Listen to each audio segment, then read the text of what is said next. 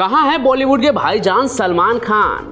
Lawrence Bishnoi gang से मिली जान की धमकी के बाद कैसे हैंडल कर रहे हैं अपना शेड्यूल? क्योंकि बात अब सिर्फ धमकी तक की नहीं रही, डराने के लिए उनके घर पर फायरिंग भी हो चुका है और तो और सलमान के कत्ल की सुपारी भी निकल चुकी है। और ये मैं नहीं कह रहा बल्कि महाराष्ट्र पुलिस का दावा है। एक्टर सलमान खान के घर पर हुई फायरिंग की जांच कर रही नवी मुंबई पुलिस ने नया खुलासा किया है। पुलिस का कहना है कि लॉरेंस गैंग ने सलमान को मारने के लिए 25 लाख रुपए की सुपारी दी थी। AK-47 भी तैयार था और बॉलीवुड स्टार के कत्ल के सुपारी में पाकिस्तानी कनेक्शन भी है। आइए आज आपको सलमान के कत्ल की सुपारी की पूरी इनसाइड स्टोरी बताते हैं। अच्छा, इससे पहले कि मैं सलमान खान के सुपारी की कहानी पर आऊं, आपको ये बताते हैं कि आखिर अंडरवर्ल्ड में सुपारी का चलन आया कैसे। यानी कि किसी को मारने के लिए कॉन्ट्रैक्ट देना, जिसे सुपारी कहते हैं अंडरवर्ल्ड के लैंग्वेज में। तो मैं एक किताब पढ़ रहा था S. हुसैन जैदी की, डोंगरी टू दुबई। उस किताब के मुताबिक मुंबई में माहिम प्रांत के जो राजा थे भीम, उनके जरिए सुपारी प्रचलन में आई।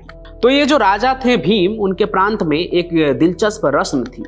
किसी को भी जब वो कोई बड़ा काम सौंपते थे ना, तो उससे पहले वो अपने माहिम के किले में योद्धाओं की एक बैठक बुलाते थे, जहां पर पहले तो वो जितने भी योद्धा आते थे इनको एक शानदार दावत देते थे। उसके बाद उनके सभा के बीच में पान के पत्ते वाली एक प्लेट रखी जाती थी। कहते हैं कि उसमें सुपारी भी होता था उस पान के पत्ते में। फिर जो आदमी सुपारी वाले उस पान को उठाता था, राजा भीम उसी को वो बड़ा काम सौंपते थे कि यही है वो योद्धा जो इस काम को अंजाम देगा। इस तरह से काम को सौंपने का चलन 80 और 90 के दशक में मुंबई में लोगों की हत्या तक जा पहुंचा। सुपारी के जरिए बड़े पैमाने पर हत्याएं होने लगी, आज भी हो रही हैं। और लॉरेंस बिश्नोई तो सलमान खान के पीछे हाथ धोकर पड़ा है। उसने सलमान खान के कत्ल की सुपारी भी निकाल दी है।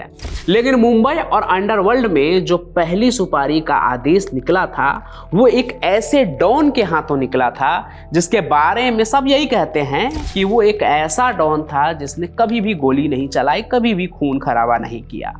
यानी स्मगलिंग किंग अपने टाइम के हाजी मस्तान। साल 1969 की बात है। गैंगस्टर हाजी मस्तान के जरिए ही 2 पाकिस्तानियों को 10,000 रुपए देकर गैंगस्टर यूसुफ पटेल को मरवाने की सुपारी दी गई थी। अब ये जो कहानी अभी आप सुन रहे हैं मेरे से, ये भी आपको कभी डिटेल में बताऊंगा।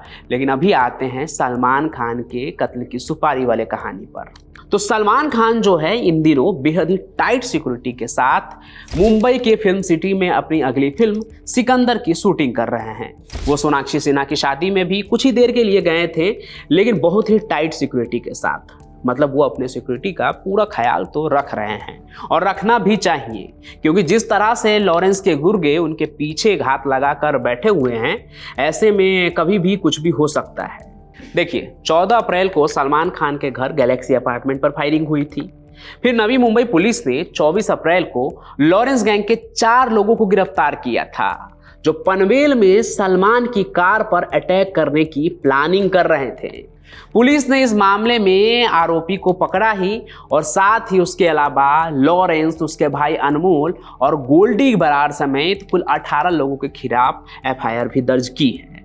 इस मामले पर ही 1 जून को प्रेस कॉन्फ्रेंस करते हुए पनवेल जोन 2 के DCP विवेक पंसारे ने कहा था कि सलमान खान की हत्या की प्लानिंग को लेकर हमें कुछ इंफॉर्मेशन मिली थी।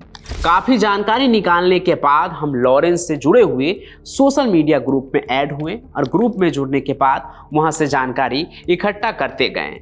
मतलब आप समझ रहे हैं, एक पुलिस वाला नॉर्मल आदमी बनकर लॉरेंस के सोशल मीडिया ग्रुप में घुसे थे। फिर 24 अप्रैल को उन्होंने 4 लोगों को गिरफ्तार किया। मतलब उनके ग्रुप से ही उनको पता लगा होगा शायद कि लॉरेंस की प्लानिंग क्या है सलमान खान को लेकर। हालांकि इस मामले में 4 लोगों को तो गिरफ्तार किया ही गया है, बाकी अभी 10-12 और आरोपियों की तलाश जारी है। गिरफ्तारी क्यों हुई और तलाश क्यों जारी है? क्योंकि इन्होंने एक्टर सलमान खान के फार्म हाउस और कई शूटिंग स्पॉट समेत गोरेगांव फिल्म सिटी की भी रेकी की थी। पुलिस को इनके मोबाइल फोन से ऐसे कई वीडियोज भी बरामद हुए हैं। इनके साथ ही इनके पास कई फोन थे, कई सिम कार्ड्स भी इनसे बरामद किए गए हैं। इन चारों ने सलमान खान के घर पर और फार्म हाउस की रेकी की थी। इनमें अजय कश्यप जो है वो पाकिस्तान में रहने वाले डोगर नाम के शख्स को वीडियो कॉल के जरिए कांटेक्ट भी करता है। कांटेक्ट किस लिए? ताकि सलमान खान पर जो ये अटैक की प्लानिंग कर रहे थे उसमें जो AK-47 इन्हें चाहिए था वो ये पाकिस्तान से ही मंगवाना चाह रहे थे। पुलिस के मुताबिक अरेस्ट हुए ये सभी आरोपी राजस्थान के गैंगस्टर आनंद पाल की बेटी चीनू के भी संपर्क में थे। और तो और पुलिस को इस बात का भी शक है कि पांचों सोशल मीडिया पर जुड़े अपने फॉलोअर्स का भी इस हत्या को अंजाम देने में इस्तेमाल कर सकते हैं। और इस बात में कोई दो राय नहीं है कि आजकल के यूथ इन गैंगस्टर से काफ़ी प्रभावित हो रहे हैं। मैंने पिछले एक वीडियो में भी कहा था कि क्राइम कनेक्ट के स्टोरी पर ही कमेंट आते हैं। कई लोग ऐसे होते हैं जो लॉरेंस जैसे गैंगस्टर को सपोर्ट करते हैं, गोल्डी बरार जैसे गैंगस्टर को सपोर्ट करते हैं। हालांकि उन्हें सोचना चाहिए कि ये कैसे लोग हैं। बाकी ये जो आरोपी थे वो पुलिस की गिरफ्त में हैं, जो सलमान खान की कत्ल की सुपारी ले AK-47 से हमला करने के लिए तैयार थे। इसके अलावा पुलिस को ये भी जानकारी मिली है कि मुंबई, रायगढ़, नवी मुंबई, ठाणे, पुणे और गुजरात से आने वाले लॉरेंस और संपत नेहरा गैंग के तकरीबन 60 से 70 गुर्गे सलमान खान पर नजर रखे हुए हैं अभी भी।